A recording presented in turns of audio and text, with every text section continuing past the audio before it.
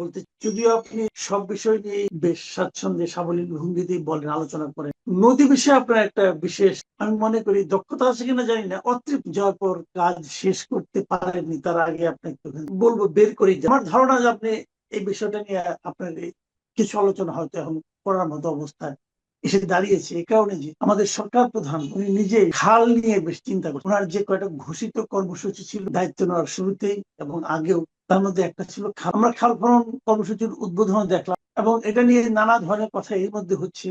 অনেকে বলছেন যে ওনার মধ্যে অনেকে পিতা শহীদ রাষ্ট্রপতি জিয়াউর রহমানের ছায়া দেখছেন, আবার অনেকে বলছেন জিয়াউর রহমান সাহেব যখন এটা করেছিলেন তখন সেই যে বাস্তবতা ছিল এখন তো আর সেই বাস্তবতা না। কাজে এই সময় এটা করাটা কি কেবলমাত্র স্টান্টবাজি নাকি আসলে এর কোন রকম উপকারিতা? আমি যদি আরেকটু ডিপে যেতে চাই সেক্ষেত্রে আমি বলবো আপনার কাছ থেকে আমি হয়তো এটাও জানতে চাই খাল খনন করলে কিভাবে করলে কি হতে পারে, অথবা যেভাবে হচ্ছে এটা, এই সবগুলি প্রশ্ন একবারে করলাম, আপনি একটা একটা করে অল্প অল্প করে জবাব দেন, তাহলে সেখান থেকে হয়তো আমি আবার একটা সাপ্লিমেন্টারি কোশ্চেন করতে। এটা একটা বড় ধরনের উদ্যোগ।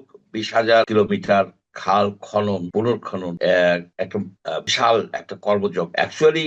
যে এটা প্রেসিডেন্ট জিয়াউর রহমান যে খাল খনন কর্মসূচি নিয়েছিলেন আজ থেকে 47 বছর আগে, তারই একটা ধারাবাহিকতা হিসেবে আমি এটাকে দেখি। জিয়াউর রহমান সাহেব এই 1976-এর নভেম্বরে আপনার উলসি এবং যদুনাথপুরের এই দুটো জায়গার মাঝে যে বেতনা নদী খননের মাধ্যমেই কিন্তু এই কাজটা শুরু হয়।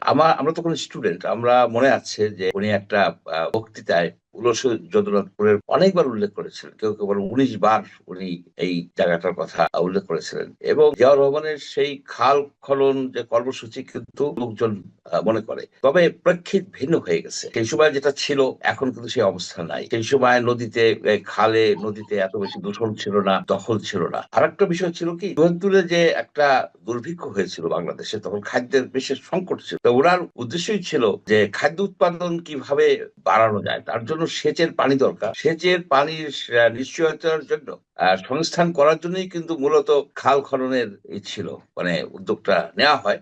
সাথে সাথে মৎস্য চাষও হয়েছে, অটোমেটিক্যালি মৎস্য চাষও হয়েছে। কিন্তু এখন যেটা উদ্যোগটা নেওয়া হয়েছে, এখন আপনার খাল তো আর নতুন করে খনন করা দরকার নেই, কারণ খাল কিন্তু অনেক আগে থেকে ছিল। মোগল আমলে খাল ছিল, পাকিস্তান আমলে খাল ছিল, প্রাকৃতিক খাল ছিল, অনেক খাল কাটা কাটা হয়েছে। জিয়াউর রহমান অনেক খাল কেটেছেন, সঠিক হিসাব পাওয়া যায় না। 500 কিলোমিটার নতুন খাল কেটেছে, আবার বাকি প্রায় 5-6 হাজার, টোটাল 6,000 কিলোমিটার পুনর্খনন করা, টোটাল 6,000 খাল পুনর্খনন মানে সংস্কার করা হয়। খাল সাধারণত বাংলাদেশে যেটা হয় যে আপনার পলি পরে, তো অব্যবস্থাপনা, পলি পড়লে কিন্তু খাল আপনার বন্ধ আচ্ছা, হয়ে আমি যায়, বিশেষ করে। আপনাকে একটু থামাই একটা জায়গায়। আমরা তো আসলে শৈশব থেকে যে খাল বিল নদী নালা এগুলি দেখে দেখে আসলে খালের প্রয়োজনীয়তাটা কেন, খালে কি হয়, খাল থাকলে কি লাভ হয়, না থাকলে কি লস হয়, আগে কি লাভ হতো অথবা এখন কি লাভ হওয়ার সম্ভাবনা, একটা খাল খাল থেকে আমি কি লাভ পেতে পারি এই। প্রথমত আপনার খালের মাধ্যমে পানি গ্রামের ভিতরে আসে, এবং যখন গ্রামে বা কোনো জায়গায় বেশি পানি হয়ে যায়, খালের মাধ্যমেই কিন্তু সেই পানিটা নিষ্কাশিত হয়, যেটা নদীতে চলে যায়। অর্থাৎ জলাবদ্ধতা, খাল না থাকলে প্রচুর জলাবদ্ধতা হওয়ার সম্ভাবনা থাকে। খাল হচ্ছে একটা ড্রেনেজ ব্যবস্থা, গ্রামীণ একটা ড্রেনেজ ব্যবস্থা হচ্ছে এই খাল। খাল বন্ধ হয়ে গেলে আপনার ব্যাপকভাবে জলাবদ্ধতা হবে, আপনার ফসল ঠিক মতো আপনি বুনতে পারবেন না এই জন্য। সুতরাং খাল একটা ইকোসিস্টেমের অংশ।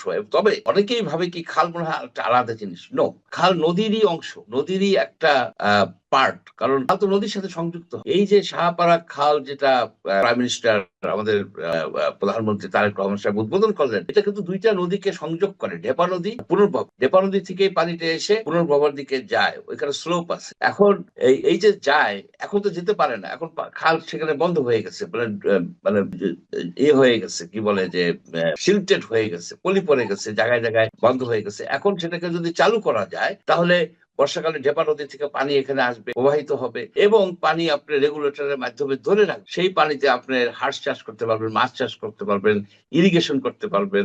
আপনি জানেন যে গবাদি পশু পালন করতে হলে কিন্তু আপনার নদ নদী খালের দরকার। গবাদি পশু গোসল করাইতে হয় টাইম টু টাইম। এগুলি নদী ছাড়া, খাল ছাড়া পানি। এবং আরেকটা বিষয় হচ্ছে যে প্রতিনিয়তই আমরা দেখতেছি, খবর পাই, পানির যে গ্রাউন্ড ওয়াটার লেভেল এটা নিচে চলে যাচ্ছে। অর্থাৎ সেচ করতে যে এরা কিন্তু ডিপ টিউবওয়েল অনেক সময় পানি পাচ্ছে না।